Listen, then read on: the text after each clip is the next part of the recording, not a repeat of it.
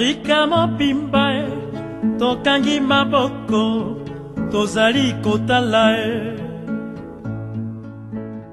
L'objectif principal du collectif Mémoire coloniale et lutte contre les discriminations, c'est de mettre en valeur l'histoire de l'Afrique dans toute sa complexité. C'est aussi de lutter contre ce que nous appelons les falsifications historiques, c'est-à-dire faire dire à l'histoire ce qu'elle n'est pas en réalité. Et c'est de faire connaître aux Belges en général et au-delà ce qu'est la vraie réalité historique et de mener un dialogue entre les communautés sur ces questions-là afin de prévenir et de lutter contre les stéréotypes, les préjugés négatifs qu'il y a sur les afro-descendants et de lutter par la même occasion contre les discriminations. Voilà en gros l'objectif, si je dois résumer en gros l'objectif du collectif. Alors au quotidien, nous faisons deux choses. La première chose, ce sont les actions sur le terrain. Les actions sur le terrain, ce sont des actions pédagogiques, de vulgarisation, de formation, d'information. Pour donner quelques exemples, nous avons mis en place maintenant, depuis, c'est la deuxième année, une série, un cycle de conférences formation. Ce ne sont pas des conférences au sens où on a un invité qui vient et qui parle simplement. Il vient former. Donc nous lui demandons d'être le plus vulgarisateur possible dans la mesure où nous avons des gens qui ne connaissent absolument rien de l'histoire de l'Afrique et de l'histoire coloniale du Congo, de l'histoire coloniale qui lie la Belgique à ces anciennes colonies africaines. Donc nous demandons à ces invités, qui sont des grands historiens, du genre Ilikia Mbokolo, d'être le plus vulgarisateur possible. Et donc, une fois par mois, en partenariat avec l'ASBL Change, qui est membre du collectif, et le musée de Tervuren, nous organisons ce cycle de conférences formation. Il y a également les visites guidées autour du patrimoine colonial, parce que dans notre patrimoine, dans nos rues, à Bruxelles, en Belgique, le long de nos boulevards, nous avons tout un patrimoine qui est méconnu parce que on a effacé les traces. La Belgique, en tout cas les dirigeants belges, parce que je fais la distinction entre les deux, les dirigeants belges de l'époque ont installé une sorte d'amnésie collective et toutes les façades ont été effacées, les traces coloniales ont été effacées. Donc nous faisons ces visites guidées pour informer le public. Et puis il y a d'autres activités ponctuelles comme les conférences, les animations dans les écoles, dans les mouvements de jeunesse pour faire connaître cette histoire-là. Oui, parce que en fait, le vrai problème, c'est que la Belgique n'a jamais, pour nous, la Belgique et surtout l'État belge n'a jamais regardé son héritage colonial en face. Et malheureusement, nous considérons que cet héritage, si l'État belge ne fait pas attention, est en train de lui exploser à la figure parce que les migrations africaines sont le résultat de cet héritage. Les populations congolaises, rwandaises, burundaises qui sont arrivées ici, et si il y a eu d'autres populations africaines qui sont venues ici par après, c'est parce que elles aussi sont les héritières d'une histoire coloniale, même si elle n'est pas celle de la Belgique. Donc, il y a eu un contact entre les puissances occidentales et ces populations de l'époque. Donc, ça a amené des générations ici qui ont fait des enfants, qui ont fait des petits-enfants qui vivent ici. Et donc, ces petits-enfants, ces différentes générations sont devenues belges aussi pour certaines personnes d'entre elles. Et ces personnes veulent que l'histoire de la Belgique soit racontée dans toute sa complexité, dans toute son entièreté, et pas seulement certains chapitres et pas d'autres. Parce que si on me demande, moi je dis souvent, si on me demande si je suis fier du roi Albert Ier, de ce qu'il a fait en luttant contre les nazis, je dis oui, je suis fier en tant que Belge, de ce que Albert Ier a fait. Mais pourquoi est-ce que moi, mon héritage à moi, qui me lie à la Belgique, on n'en parlerait pas? Voilà, c'est une question que nous posons tout simplement aux Belges et à l'État belge en disant si vous acceptez que nous sommes aussi les enfants de ce pays, vous devez aussi assumer l'histoire que ce pays a avec nous. Et donc ça, c'est très important en termes d'amnésie. Et je précise que il y a quand même des initiatives qui sont menées et que bientôt le Parlement francophone bruxellois va ouvrir sa rentrée, je l'ai appris dernièrement, sa rentrée parlementaire avec cette question-là. Pour nous d'abord, par exemple, il y a des exemples concrets qui doivent être... Nous avions à la fondation du collectif mis en place un plaidoyer. Et nous sommes allés voir, parce que le lobbying politique aussi est une de nos armes, un de nos outils que nous utilisons. Nous sommes allés les voir et nous leur avons donné le plaidoyer en leur disant ceci: nous n'allons pas vous courir après parce que cette forme de relation entre l'associatif et le politique a été déjà tentée à travers la subsidiation. Et donc l'associatif courait derrière le politique. Et ce qui se passait, c'est que le politique, quand il n'était pas d'accord avec le contenu, pouvait couper les subsides. Et donc c'est ça l'histoire de l'associatif africain, qui ne perdure pas, qui ne s'ancre pas. Nous leur avons dit, voilà, nous allons travailler avec nos moyens. Et donc nous leur avons demandé la première chose qui nous était importante, c'est l'enseignement. L'histoire coloniale n'est pas assez enseignée. Elle commence à être enseignée par des professeurs qui sont encore trop peu, mais qui le font parce que la plupart des professeurs préfèrent, en termes de colonisation, parler de l'Amérique du Sud. Ce qui est quand même étonnant quand on connaît les 80 ans et plus d'histoire coloniale de la Belgique avec le Congo, par exemple. Nous pensons également qu'il y a dans nos rues, dans notre patrimoine, des objets, des infrastructures qui véhiculent une certaine vision du colonialisme et qui renforcent la propagande coloniale, qui a des effets sur les stéréotypes, les préjugés, les discriminations. Nous ne sommes pas pour détruire les statues. Non, nous pensons qu'il faut faire œuvre de pédagogie. Il faut instaurer des plaques explicatives et même mener des initiatives visant à expliquer le contexte historique dans lequel ces infrastructures ont été mises en place. Pour que les gens puissent comprendre que l'Africain n'était pas un sauvage, et qu'il n'y a pas de civilisation supérieure à une autre, parce que ce sont des valeurs que nos démocraties promeuvent aujourd'hui. Hein, donc, si vraiment notre pays est en accord avec ces règles démocratiques, ces règles démocratiques et sa vision des droits de l'homme, notre État devrait procéder ainsi. Il y a aussi la question liée même à la reconnaissance politique de ce qui s'est passé. Pour nous, symboliquement, c'est très important. Les Anglais l'ont fait avec les Mau Mau, le massacre des Mau Mau au Kenya, avec la colonisation en général. Ils ont reconnu, sans pour autant perdre la face, ce qui n'a pas été. Les Australiens blancs ont reconnu ce qui c'est les massacres des aborigènes. Je ne vais pas rentrer dans la polémique du génocide ou pas génocide. Ça, c'est pas l'objet. En fait, il faut reconnaître qu'il y a eu des choses qui n'ont pas fonctionné.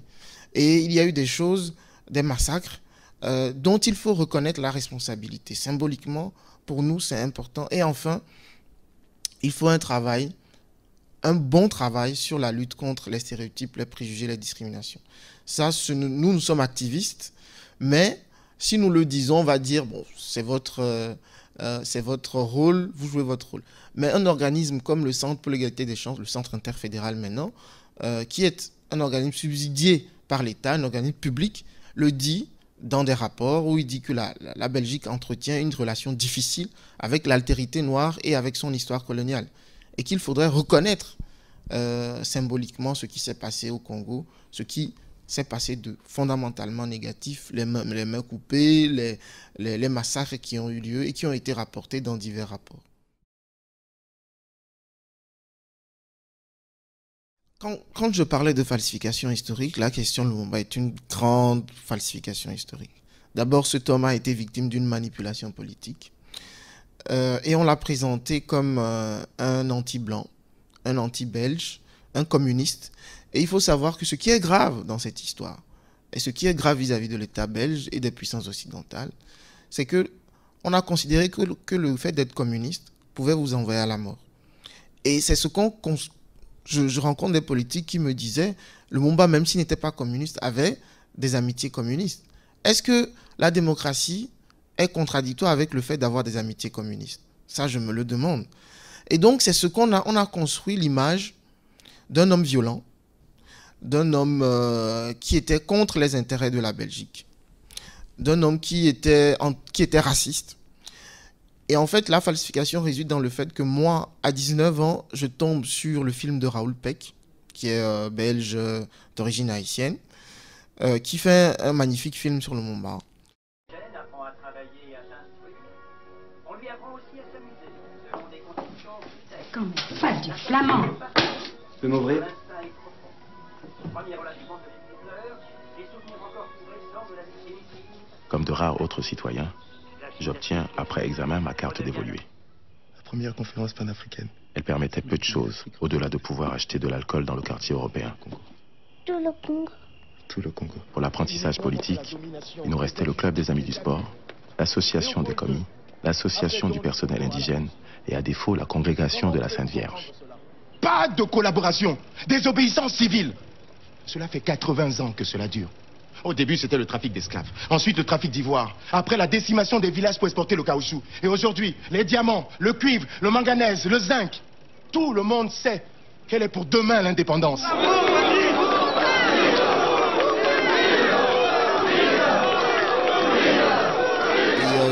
J'étais encore au Togo à l'époque et je me souviens qu'à l'école, on nous avait enseigné tout simplement que Lumumba était un héros africain qui a contribué à la lutte contre l'indépendance, premier ministre du Congo assassiné. Point, ça s'arrêtait là.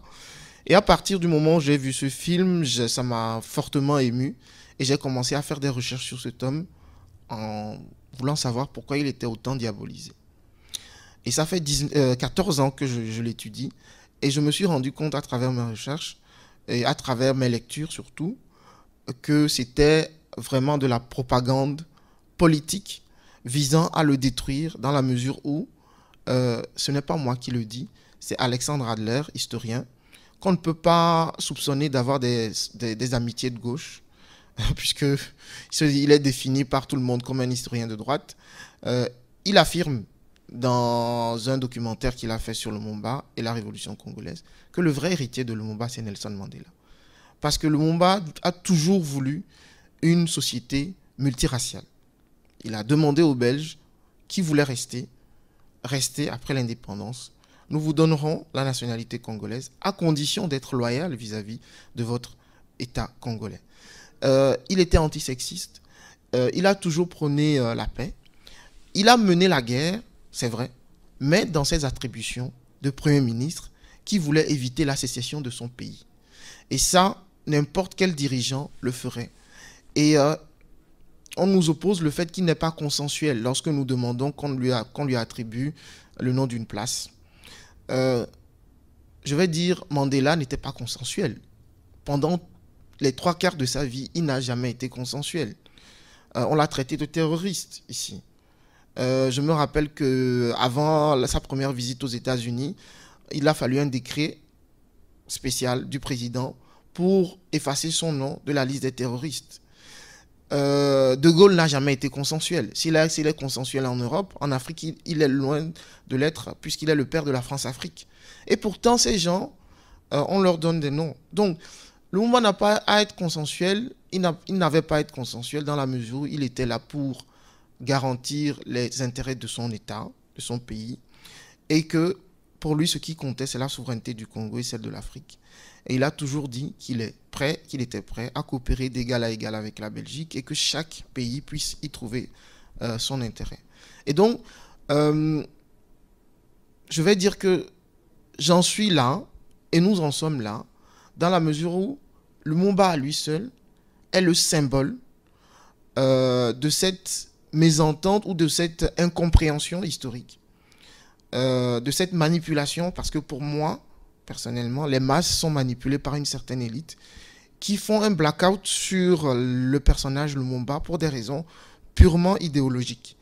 Parce que son message est si fort, ses idées sont si fortes, que la prise de conscience d'une jeunesse qui a commencé fait peur à une certaine élite. Et ça, moi je dis à cette élite que ils ont tort d'avoir peur, et que ça irait mieux dans le sens d'un vivre ensemble si on crevait l'abcès et si finalement on reconnaissait le vrai rôle qu'a joué Lumumba dans l'histoire de la Belgique, parce que c'est aussi une histoire belge. Lumumba était un évolué qui a été formé par les Belges et qu'on a voulu installer, on a voulu lui donner le rôle qu'on a donné à Mobutu plus tard. Lui n'en a pas voulu. Ce qui fait de lui un homme exceptionnel, c'est qu'en 3 ans, il a fait une révolution intérieure incroyable. Alors que pendant toute sa jeunesse, il a été formé pour servir les intérêts de la Belgique. Et donc, c'est plutôt ça qui a créé la rupture entre lui et l'establishment belge, parce que Lumumba, comme les autres Congolais, n'a pas eu le droit d'aller à l'université, donc de pouvoir décoder ce qu'on lui enseignait, contrairement aux autres héros africains. Et c'est ça qui fait de lui un homme exceptionnel, un peu différent des autres. Congolais, Congolaises, combattants de l'indépendance aujourd'hui victorieux, je vous salue au nom du gouvernement congolais. À vous tous, mes amis, qui avez lutté sans relâche à nos côtés, je vous demande de faire de ce 30 juin 1960 une date illustre. Oui, évidemment, je dois dire que si j'en suis là, c'est un peu grâce à lui, parce que ce film a été un électrochoc. La rencontre avec ce personnage a été un électrochoc. Et effectivement, vous avez raison de le dire, parce que pour moi, c'est mon modèle politique. Donc j'en ai fait mon modèle politique, et je pense que son action me guide dans ce que je fais aujourd'hui. Parce qu'on a quelques points communs, à part la petite ressemblance physique qui existe, c'est vrai. On a quelques points, je m'identifie à lui aussi, parce que quand j'ai suivi son parcours, peut-être que c'est pour ça que j'ai ressenti une forte émotion, c'est le fait de pouvoir s'identifier dans sa manière de faire, dans sa psychologie même. Je le comprends tellement que aujourd'hui, il me sert de modèle et il m'inspire dans la lutte. Et effectivement, le fait d'incarner comme je l'ai fait la dernière fois, le fait de relire le discours, de m'habiller comme lui, de me coiffer comme lui, c'est aussi une forme de lutte. Et c'est aussi... parce qu'il faut se donner du courage quand on est dans cette lutte, quelle qu'elle soit, hein, quelle que soit la lutte qu'on mène, il faut du courage, parce qu'il y a des moments de découragement. Et quand je suis dans mes moments de découragement, je me rappelle de lui, je me dis, lui, il est allé jusqu'à offrir sa vie pour ce qu'il a fait. Et donc, nous, ce que nous faisons ici, c'est à un niveau encore moindre, et que nous devons nous armer de courage. Et donc, il me sert d'outil dans ces moments de découragement et de faiblesse aussi. Oui, il serait faux de dire qu'il n'y a pas d'évolution. Si je compare la situation de maintenant à celle de 60, évidemment, les mentalités ont beaucoup évolué. Même si le racisme, les stéréotypes, les préjugés sont devenus beaucoup plus subtils et beaucoup plus complexes. Si je prends le cas de Lumumba lui-même, aujourd'hui, il y a beaucoup de Belges qui reconnaissent son rôle. Parce que Lumumba, qu'on traitait de raciste, avait dans son cabinet une diversité de personnalités, pas seulement africaines, mais aussi belges, qui aujourd'hui ont témoigné, par exemple, dans le documentaire qui a été fait sur la RTBF en 2010. et qui ont expliqué que voilà, l'image de Lumumba était tronquée. Et je me rappelle qu'on l'appelait le Satan et que des gens demandaient son élimination physique en Belgique. Donc, je vais dire, je caricature, mais 90% de la Belgique, 95% de la Belgique à l'époque avait une très mauvaise opinion de lui. Aujourd'hui, allez, dans ma conception, je me dis peut-être qu'on est à 35% hein, de gens, ou 40% même de gens qui estiment que voilà, ce n'était pas vraiment Lumumba n'est pas ce qu'on présente de lui. Si je vois à Bruxelles la diversité de gens qui étaient là ce jour-là, le 30, quand on a fait la reconstitution, pour marquer leur soutien, c'était déjà un signe.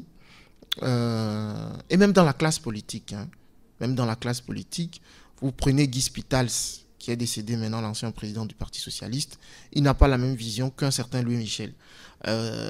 Voilà. Des gens même dans la classe politique, aujourd'hui, les mentalités ont évolué et considèrent que Lumumba était un symbole de liberté et de dignité. Simplement, cette amnésie est encore présente et fait qu'il n'arrive pas à passer le cap.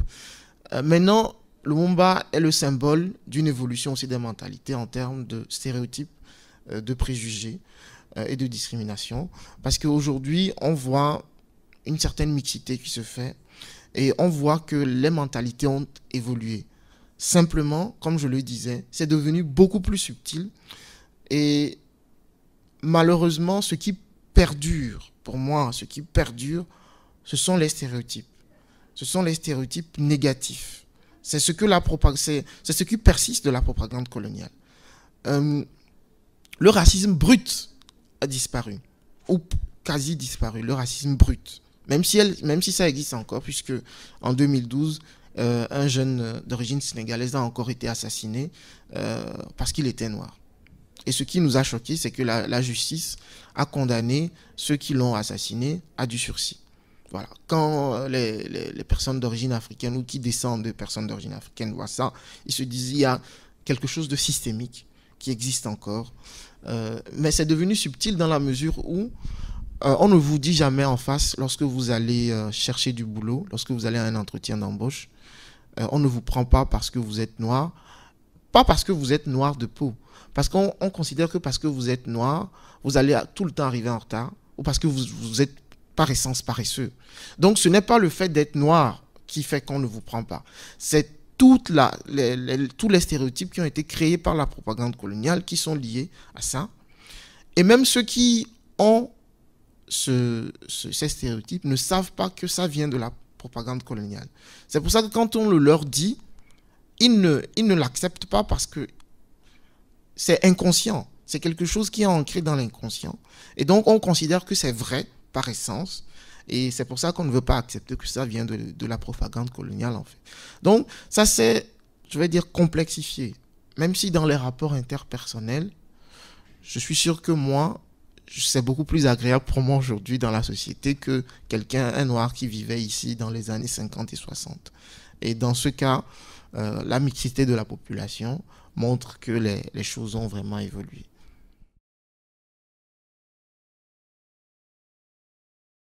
Alors, en fait, la journée sera consacrée au post-colonialisme. Nous avons décidé, avec Point Culture, de donner le nom Lumumba à cette journée par pur symbolisme et parce que, justement, comme je le disais, c'est un symbole de cette incompréhension, de cette méconnaissance de l'histoire post-coloniale. Parce qu'il y a eu l'histoire coloniale et l'histoire post-coloniale. Alors, qu'est-ce que nous allons voir concrètement? Ce sera toute une journée. Nous allons, dans la première partie de la journée, faire des ateliers qui sont liés à ce que nous appelons l'état de la colère postcoloniale. On va vraiment donner la parole aux gens, afin que dans 3 ateliers différents, qu'ils puissent exprimer, en présence d'experts qui ont travaillé sur ces questions-là, qu'ils puissent exprimer ce qu'ils ressentent par rapport à tout ce qui se passe dans notre société qui est aujourd'hui postcoloniale. Mais elle est postcoloniale, pourquoi? Parce qu'il y a encore, dans les relations interpersonnelles, dans les relations collectives, des choses qui sont liées à la colonisation. on parle de néocolonialisme, et l'un des ateliers va porter sur le néocolonialisme parce que beaucoup de jeunes d'origine africaine sont touchés par ce qui se passe en Afrique. Ils ont un lien avec l'Afrique. Et ce que nous renvoient les médias sur l'Afrique, la pauvreté, Ebola, le sida, tout ça, a un impact en termes de stéréotypes encore aujourd'hui sur ces populations. Et donc, nous avons intitulé pour le moment cet atelier « Qui te fait roi dans l'ex-colonie ?» Parce que pour nous, les économies, la politique est encore soumise au tropisme occidental en Afrique. Et donc nous allons évoquer les mécanismes nord-sud avec une animation qui sera faite par le Service civil international, SCI, qui viendra animer une séance qui s'appelle le Sud-Estan, qui montre comment est-ce que les pays africains, les diasporas sont soumises à un diktat du FMI, de la Banque mondiale et tout ça. On parle de la Grèce, hein, c'est pas tellement éloigné. On parlera également de tout ce qui concerne les stéréotypes, les préjugés, les discriminations. Et enfin, on parlera des complexes intergénérationnels. Parce que cette journée et le problème du postcolonialisme, la question postcoloniale ne concerne pas seulement les personnes d'ascendance africaine. Elle concerne aussi les Belges. Parce que vous avez ce qui m'étonne ou ce qui me... Je rencontre énormément de familles qui sont liées au Congo. Énormément de gens. Je pense que les 2/3 des familles belges ont quelque chose, un lien avec le Congo, un parent. Je rencontre, lorsque j'ai fait le Lumumba la dernière fois, plusieurs personnes, des Belges, des Congolais, sont venus me voir. Et des Belges qui me disaient, moi je suis né au Congo. Ou mon père, il y a même quelqu'un qui m'a montré, une dame qui m'a montré une photo de son père avec Lumumba, qui me disait que son père a travaillé avec Lumumba dans la brasserie où il était représentant commercial. Voilà, il y a vraiment toute une partie de la Belgique qui est liée à cette histoire postcoloniale et qui aussi doit faire cette catharsis postcoloniale. Et donc, c'est pour ça que nous insistons sur le fait que ce n'est pas seulement une question d'Africains. C'est une question qui touche toute la société belge. Et en deuxième partie, nous allons, c'est vraiment diversifié, nous allons parler aussi cuisine, hein, parce que l'un des vecteurs de vivre ensemble, hein, c'est la cuisine. Et un exemple, le pondou par exemple, la moambe était un mets qui était très apprécié des Belges, qui l'ont ramené ici et qui l'ont refait à leur sauce. Donc c'est assez caractéristique, c'est assez illustratif de cette interaction-là qui existe. Et donc il y aura le restaurant L'Horloge du Sud qui viendra faire le traiteur et qui expliquera un peu les liens qu'il y a entre les différentes choses que nous mangeons et le postcolonialisme. Et enfin, il y aura ce que nous appelons le postcolonialisme, l'image et le verbe, où des artistes, que ce soit dans le cadre de la littérature, dans le cadre musical, dans le cadre théâtral, dans le cadre de la poésie, viendront expliquer le lien entre le postcolonialisme et la culture aujourd'hui et les interactions aujourd'hui. Voilà un peu résumé ce qui se fera le 7 novembre. Ce serait donc une grande catharsis, le 7 novembre. On peut le résumer ainsi, oui. Une grande catharsis. Et nous sommes contents que le Point Culture, en gros, que certaines institutions commencent vraiment à ouvrir leurs portes à cette forme de catharsis. Nous le faisons avec le musée de Tervuren. Au début, les gens n'étaient pas tout à fait d'accord parce qu'il y a tout un débat autour de ce musée. Il est en reconstruction d'ailleurs pour ça. Mais aujourd'hui, les gens considèrent que le musée fait œuvre utile avec nous dans notre partenariat. Point Culture. Et donc, cette catharsis est très importante. Il faut la faire et il faut continuer à la faire à travers différents événements. Il faut que le débat s'instaure dans la société et c'est pour ça que nous luttons également. Et j'ai oublié une chose, c'est que le soir, donc en dehors c'est lié, le soir à 20h30 ou à 19h30, nous sommes en train de préparer ce que nous appelons une sorte de tribunal, c'est-à-dire de tribunal fictif qui va, ou une sorte de commission vérité qui va parler donc avec les vrais rôles. Un président, donc une cour d'assises, un président du jury, un président de la cour avec ses assesseurs. Donc vraiment comme dans un procès normal, sauf que bon, ce sera fictif avec des témoins qui viendront témoigner, que ce soit des experts, que ce soit des témoins de la vie quotidienne. Donc c'est quelque chose que nous préparons et c'est difficile, mais nous espérons que nous allons mener ça à terme.